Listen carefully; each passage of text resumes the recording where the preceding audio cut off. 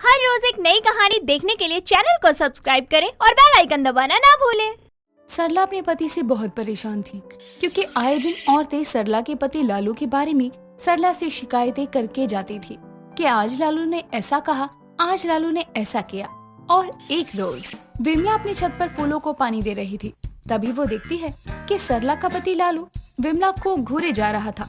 ये देखकर विमला अपना पल्लू सर पर रख लेती है और लालू फिर भी विमला को देखता जाता है।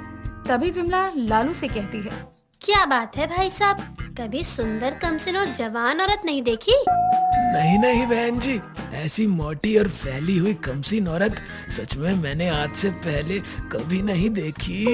ये सरला देख लेती है और वो अपने पति का हाथ पकड़कर उसे नीचे लाती है और कहती है, तुम्हें शर्म नहीं आती? अपनी ही पड़ोसन को ताड़ रहे हो और उसे छेड़ भी रहे हो और सुना भी रहे हो। आती ही होगी वो अभी बवाल काटने। अरे भाग्यवान, पड़ोसन तो होती ही देखने के लिए है, लेकिन मुझे विमला में कोई बात नहीं लगती।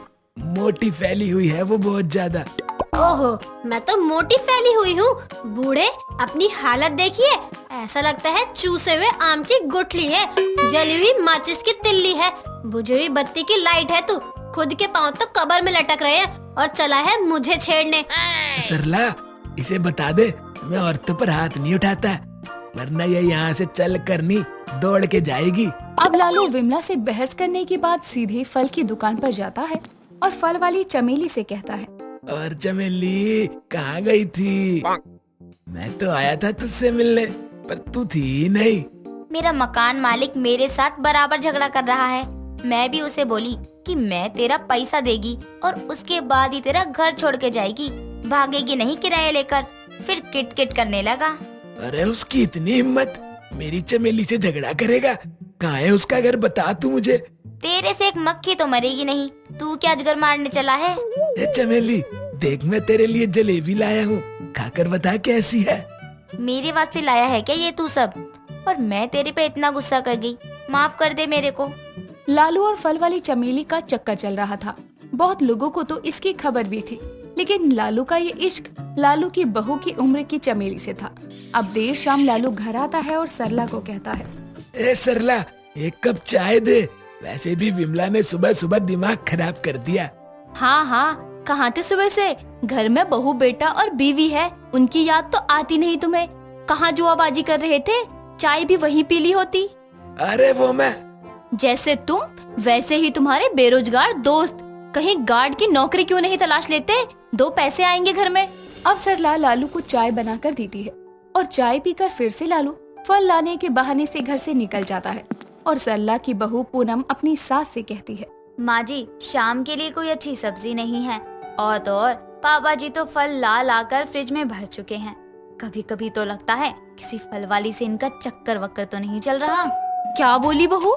फल वाली के साथ मेरे बूढ़े का चक्कर है? कहीं ये बात सच हुई तो मैं तो लुट गई, बर्बाद हो गई। माँ जी, आप भी ना, मैंने तो ऐसे ही बोला, भला पापा जी ऐसा क्यों करेंगे, वो भी आपके होते हुए। तू क्या ही जानती है बहू मेरे बुड्ढे के बारे में? 1 नंबर का ठरकी है वो। मोहल्ले की कोई भी औरत नहीं होगी जिसने मेरे बुड्ढे के बारे में शिकायत न की हो। अब सरला अपनी बहू को ये बात बता ही रही होती है कि तभी विमला आ जाती है और सरला से कहती है, लगता है बूढ़ा घर पर नहीं है। सरला, मुझे तू थोड़ी चीनी दे दे, मेरे घर में चीनी खत्म हो गई है। विमला, पूरा डब्बा चीनी का लेकर जा, लेकिन मेरा एक काम करना होगा तुझे। तो तू मुझे रिश्वत दे रही है, वो भी चीनी की? अब दे रही है तो काम बता, विमला तो यूं चुटकियों में कर देगी। मेरे बुड्ढे पर नजर रखनी है तुझे। वो कहाँ जाता है, कहाँ से आता है, पूरे दिन क्या करता है, बस 2 दिन। चलती हूँ मैं, समझ ले तू कि तेरा काम हो गया। अब लालू घर आता है।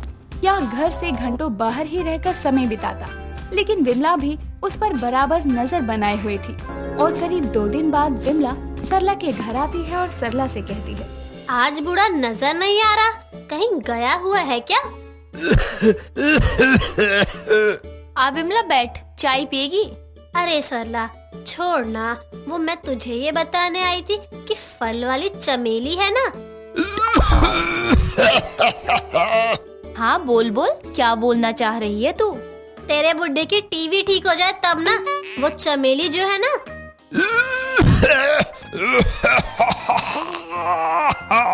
अरे इस बुड्ढे की सरला वो फल वाली चमेली है ना, उसने मुझे 50 का नोट फटा पकड़ा दिया है। ला मुझे दे दे, मैं कबाड़ी वाले से बदलवा लूंगी।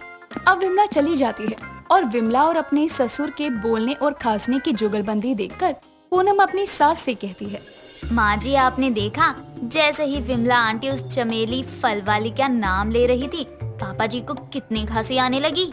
ये तो तू सही कह रही है। अब इस बुढ़े को तो जाने दे, तभी तो विमला चीनी का कर्जा उतारने आएगी। अब देर शाम जब लालू घर पर नहीं होता तो विमला सरला के घर आती है और सरला से कहती है, सरला खाना खाया तूने या नहीं?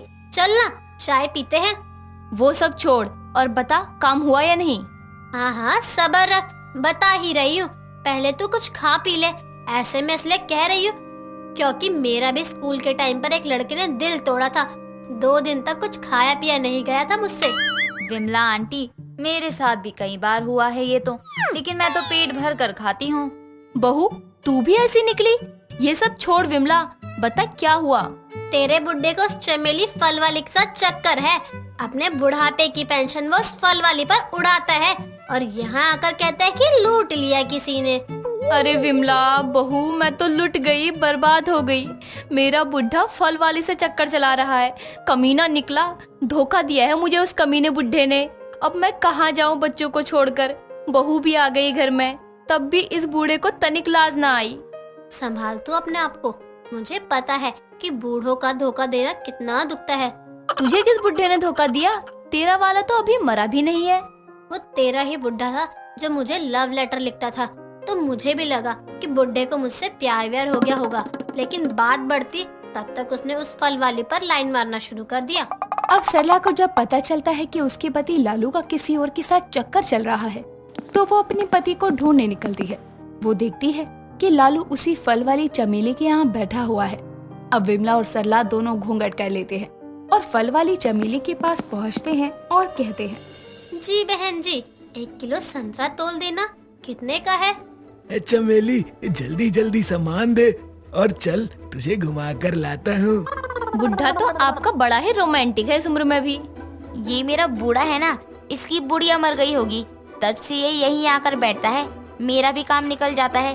अगर बिक्री नहीं होती तो ये बूढ़ा सारे फल खरीद लेता है। इसकी बुढ़िया मरी नहीं, लेकिन आज ये जरूर मर जाएगा। बुढ़ापे में चला इश्क लड़ाने। मार सरला, मेरी भी चप्पल ले। आज इसे छोड़ियो नहीं, इसने मेरे दिल के साथ भी खेला है। बहन जी कौन है ये बुढ़िया, जानती हैं आप इनको? एक संतरा खिला तो बताऊं। ये ना इस बूढ़े की बीवी है और मैं इस बूढ़े की एक्स समझती है ना तू चमेली? हाँ वही ना, जो पहले इस बूढ़े के साथ इश्क लड़ा चुकी है। ऐसा है तो मेरी तरफ से ये चाकू ले और काट डाल साले को। मैं तो यही कहती हूँ। नहीं नहीं, इतना गुस्सा क्या करना। 4 दिन का मेहमान है बूढ़ा, इतना गुस्सा नहीं करते चमेली। मैं चलती हूँ, माहौल गर्म है। बहन राम राम। वो चमेली की बच्ची कहाँ गई? बूढ़े का तो कोटा पूरा हुआ। घर चल सरला, वो तो भाग ली। संभव थका हारा घर आता है, लेकिन हॉल में रुकने के बजाय वो सीधा कमरे में जाकर अलमारी में एक थैले को रखकर वापस नीचे आकर हॉल में रखे सोफे पर बैठता है और अपनी पत्नी माया को आवाज लगाकर बोलता है, माया मैं आ गया हूँ, जरा पानी दे दो। ला रही हूँ जी, माँ जी की चाय बन रही है, बस 1 मिनट। कुछ ही देर में माया एक हाथ में पानी का ग्लास लिए और एक हाथ में चाय लिए बाहर आती है और पानी का ग्लास संभव को देने के बाद अपनी सास अनुराधा को आवाज लगाकर कहती है, माँ जी बाहर आ जाओ, चाय बना दी है। माया की आवाज सुनकर अनुराधा बाहर आती है और सोफे पर बैठकर चाय पीने लगती है। तभी माया संभव से कहती है, सुनिए आप नीचे के बाथरूम में फ्रेश हो जाइए, मैं आपके कपड़े लेकर आती हूँ। हमारे बाथरूम का नल खराब है। ठीक है। बहुत ठीक करवा लिया उसे, भूल जाएगी तो महीनों ऐसे ही पड़ा रहेगा। माँ जी कल सुबह आ जाएगा प्लम्बर। संभव फ्रेश होने चला जाता है और माया अपने कमरे में जाकर अलमारी खोलकर संभव के कपड़े निकालने लगती है। तो एक थैला देखकर वो उसे निकालती है। उसमें एक बेहद खूबसूरत सी ब्लैक साड़ी होती है, जिसे देखकर माया बोलती है, वाह ये कितनी खूबसूरत साड़ी है। संभव ये मेरे लिए लाए हैं, शायद मुझे सरप्राइज देंगे। लेकिन ब्लैक कलर क्यों? ये जानते नहीं क्या, सुहागन औरतें काली साड़ी नहीं पहनती, गलती से ले आए होंगे। माया साड़ी को निहार ही रही थी कि इतने में उसे नीचे से संभव की आवाज आती है, जो अपने कपड़े मांगता है। जिसके बाद माया जल्दी से उस साड़ी को वापस रख संभव के कपड़े लेकर नीचे आती है और उसे दे देती है। अगले दिन संभव ऑफिस के लिए निकल जाता है। जिसके बाद माया कमरे में जाकर अलमारी में उस साड़ी को देखती है तो वो वहाँ नहीं होती। जिस पर माया कहती है, कल तक तो साड़ी यही थी और अब नहीं है। आखिर माजरा क्या है? वो मेरे लिए नहीं थी तो किसके लिए थी? माया साड़ी के गायब होने से परेशान थी, लेकिन उसने उस बात पर ध्यान नहीं दिया। कुछ दिनों बाद एक सुबह संभव बिना लंच लिए अपने ऑफिस चला जाता है, तो वो उसके लिए लंच बनाती है और दोपहर के समय अपनी सास से कहती है, माँ जी, मैं जरा संभव जी को लंच दे आऊँ ऑफिस में, सुबह समय पर नहीं बन पाया था ना। ठीक है बहू, दया जल्दी आ जाइयो, तुझे पता है घर में कितने काम होते हैं, मेरे से तो होंगे नहीं। हाँ माँ जी, बस जल्दी ही देकर आ जाती हूँ। माया खाना लेकर संभव के ऑफिस जाती है, जहाँ वो रिसेप्शनिस्ट से संभव को बुलाने को कहती है। इतने में उसकी नजर ऑफिस के अंदर एक लड़की पर जाती है, जिसने वही साड़ी पहनी थी जो माया ने अपनी अलमारी में देखी थी। उसको देखकर माया कहती है, अच्छा, तो यहाँ है वो साड़ी। इसका मतलब ये काली साड़ी मेरी सौतन के लिए लाए थे। इनको तो मैं अभी बताती हूँ। आई बड़ी काली साड़ी पहनने वाली, ऐसा सुनाऊंगी ना कि दूसरों के पति से साड़ियाँ लेना बंद कर देगी। माया गुस्से में अंदर जाती है और उस काली साड़ी वाली लड़की अनु को अपनी तरफ घुमाते हुए कहती है, अरे तुम्हें शर्म नहीं आती दूसरों के पतियों से साड़ी गिफ्ट में लेते हुए? अरे कमाती हो इस कंपनी में तो अपने खुद के लिए ले लो ना। और ये काली साड़ी पहनकर तुम खुद को परम सुंदरी समझ रही हो। तुम्हारा तो मैं वो हाल करूंगी कि आईने में अपनी शक्ल नहीं पहचान पाओगी कि साड़ी ज्यादा काली है या तुम्हारा मुंह। ऑफिस के बीचों बीच शोर सुनकर संभव वहाँ आता है और माया को ऐसे बीच ऑफिस में हंगामा करते देखकर संभव चिल्लाते हुए उससे कहता है, माया ये क्या कर रही हो? बेवजह मेरे ऑफिस में आकर हंगामा करने को किसने बोला तुम्हें? आइए आइए, आपका ही इंतजार था। तो ये साड़ी आपने इसको दी है? क्यों ऑफिस में मेरी काली साड़ी वाली सौतन को पाल रहे हो? ये क्या बकवास है माया? हाँ संभव जी, देखिए ये है कौन और मुझसे ऐसे क्यों बोल रही है? ये साड़ी तो मुझे मेरे बॉयफ्रेंड आकाश ने दी थी, वो खड़ा, पूछ लीजिए। हाँ हाँ मैंने दी थी। क्या? लेकिन ये साड़ी तो संभव मैंने अपनी अलमारी में देखी थी। मुझे लगा आप मेरे लिए लाए हैं, लेकिन आज इसको पहने देखा तो लगा कि ये मेरी काली साड़ी वाली सौतन है, जिसको आपने ये साड़ी गिफ्ट दी है। कुछ भी बोलने से पहले मुझसे पूछ तो लिया करो। फालतू में हंगामा कर दिया ऑफिस में, अब घर जाओ। माया शर्मिंदा होकर घर के लिए निकल जाती है। उसके जाते ही आकाश संभव के कंधे पर हाथ रखकर कहता है, भाई आज तो मैंने बचा लिया, आगे से खुद देख लियो। डोंट वरी, आगे ऐसी नौबत कभी नहीं आएगी। संभव माया के जाने के बाद चैन की सांस लेता है और जब शाम को वो घर आता है तो उसके हाथ में एक और थैला होता है। वो सीधा हॉल में बैठी माया को नजरअंदाज करके कमरे में जाता है और थैला अलमारी में रखकर वापस हॉल में आकर कहता है, माँ जरा पानी देना। मैं लाती हूँ ना पानी आपके लिए। कोई जरूरत नहीं है। माँ कहाँ हो? ला दो ना पानी। संभव की तेज आवाज सुनकर अनुराधा कमरे से बाहर आती है और उससे बोलती है, क्या है, क्यों हल्ला मचा रहा है? बीवी बगल में बैठी है, उससे पानी नहीं मांग सकता? कमरे में आराम कर रही माँ को उठाएगा बिस्तर से? ऐसी बीवी का कोई फायदा नहीं है जिसे अपने पति पर भरोसा ही ना हो। अरे पूरे ऑफिस में मेरी बेइज्जती करवा दी। मुझे नहीं चाहिए इसके हाथों से कुछ भी। आप मुझे पानी दे दो वरना मैं खुद ही ले लूंगा। अरे अरे, ऐसा क्या कर दिया बहू ने जो इतना गुस्सा कर रहा है? चल फ्रेश हो जा, मैं पानी नहीं शरबत बना कर लाती हूँ तेरे लिए। अपनी माँ की बात सुनकर संभव कमरे में चला जाता है फ्रेश होने। उसके पीछे माया भी उससे मनाने जाती है तो वो कमरे में आकर देखती है कि अलमारी खुली है। वो उसको बंद करने जाती है तो देखती है कि अंदर आज भी एक थैला रखा है। उसको निकालकर देखने पर उसमें एक बहुत ही अलग डिजाइन की ब्लैक साड़ी होती है। ये देखकर माया बोलती है, अब ये साड़ी किसके लिए है? पूछ भी तो नहीं सकती आज की हरकत के बाद। तुम्हारे लिए है ये साड़ी। क्या मेरे लिए? पर पहले वाली मेरे दोस्त ने मंगवाई थी अपनी गर्लफ्रेंड के लिए, जिसे तुमने अपनी काली साड़ी वाली सौतन समझ लिया। लेकिन मैं भी तुम्हें वैसी साड़ी देना चाहता था, पर माँ की सोच तुम्हें तो पता ही है, बहू एक काली साड़ी नहीं पहनती। इसीलिए मैंने सोचा था हम कहीं घूमने जाएंगे तो दूंगा, लेकिन तुमने आज जो हंगामा किया उससे सारा मूड खराब कर दिया। संभव जी मुझे माफ कर दो, मुझे नहीं पता था ऐसा कुछ। मैंने उस साड़ी को एक दिन पहले अपनी अलमारी में देखा और कुछ दिन बाद किसी को पहने हुए देखा, वो भी आपके ऑफिस में, इसलिए मुझे गलतफहमी हो गई कि मेरी काली साड़ी वाली कोई सौतन है। कोई नहीं, मुझ पर विश्वास रखो। अब इस साड़ी को रख लो संभाल के, जब हम कहीं घूमने जाएंगे तो इसको वहाँ पहनना। ठीक है, अब आप मुझसे गुस्सा तो नहीं है ना? आप कहे तो मैं उस लड़की से भी माफी मांग लूंगी। नहीं नहीं, उसकी जरूरत नहीं है, मैंने उसे समझा दिया था। माया खुशी खुशी उस साड़ी को अलमारी में रखकर नीचे जाती है और संभव का मन पसंद खाना बनाती है, जिसके कुछ देर बाद तीनों मिलकर हंसी खुशी खाना खाते हैं और अपने बेटे बहू की लड़ाई खत्म होते देखकर अनुराधा मन ही मन कहती है, देखो तो कुछ देर पहले बहू से ऐसे गुस्सा था और अब कितनी जल्दी मना लिया बहू ने।